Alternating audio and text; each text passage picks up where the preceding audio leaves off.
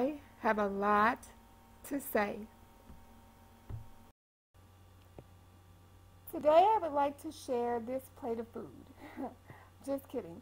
I want to talk about this plate. Underneath this covering there's some food. Someone sent this to me and wanted to know my opinion whether or not this was a good meal or not. So I'll admit it that I'm not medically trained, I'm not certified, I'm just a regular person. However, I do have life experiences.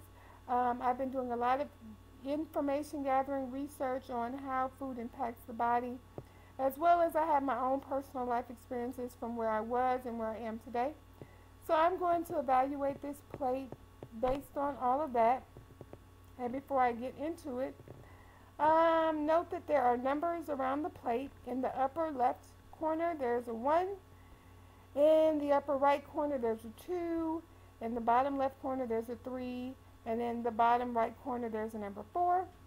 I had to do it this way because for whatever reason the program is not working in my Paint software.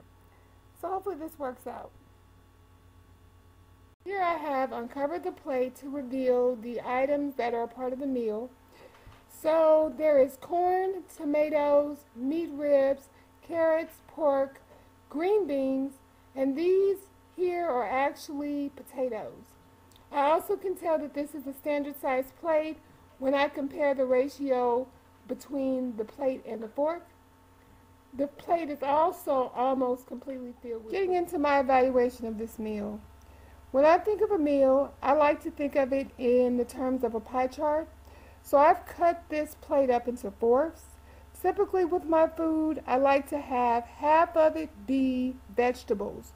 So really in this example, I should have put vegetables across the top, and sections 1 and 2 would consist of vegetables. Also in my meals, I either do typically one or the other. There are not a lot of meals where I do both. So in section 3, there's a section for other or empty, and it sometimes is empty. And these are actually potatoes here. I would put potatoes over here, spaghetti, rice, macaroni and cheese, pasta, things like that. And then quadrant 4 is meat. And I don't focus on meat. And in my opinion, this plate has too much meat on it. So I've X'd out 1 to leave one source of meat in quadrant number 4. So here are the changes that I would make to this meal. What the preparer actually did well was have a variety of vegetables, and the coloring, variety of coloring, which normally indicates a variety of vitamins, minerals, and nutrients. Together, when they're combined this way, they enhance the nutrient absorption and also balance out nutrients in the body. So to further break down the vegetable portion, which would be sections 1 and 2, I typically focus on leafy green vegetables. So that's why all of section number 1 is leafy green vegetables, and I would do a cup to a cup and a half of the green beans that were here, spinach, broccoli, kale, something like that.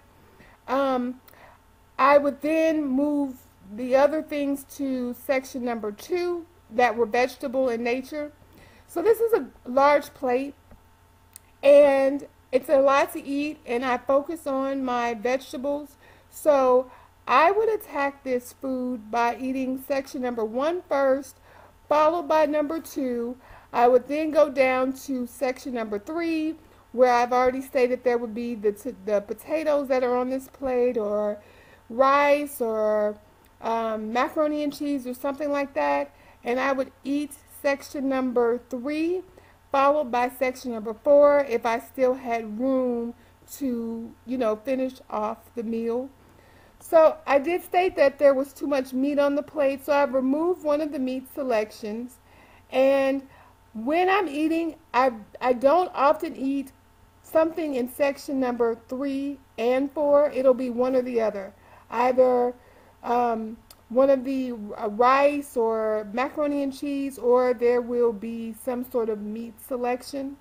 So this is what I would do to the plate, in my opinion, to make it a more balanced My meal. final insights of this meal is that the way that I approach food is I look at my body's symptoms. I look at if I'm constipated or if I have swelling in my ankles or, excuse me, if I'm having headaches or whatever symptoms my body is giving me, and I will plan the meal accordingly.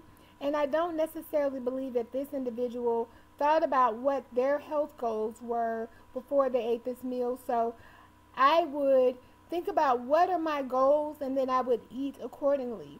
So, like if I'm having mucus and I'm coughing up stuff and things like that, I may decide to do a whole set of meals that are just, vegetarian in nature to cut back on meat altogether. So, that's what I would say. Eat according to what the body is revealing, as well as I do not believe this person followed up this meal with anything additional in the way of alkalinity. This is a lot of meat to consume in one setting. Even if just one portion of the meat was consumed, in my opinion, a fake it till you make it smoothie or a large salad would be a great contribution to the body's efforts to, support itself, repair, heal, and prosper. I believe that's all that I wanted to say. Until next time, thanks for watching.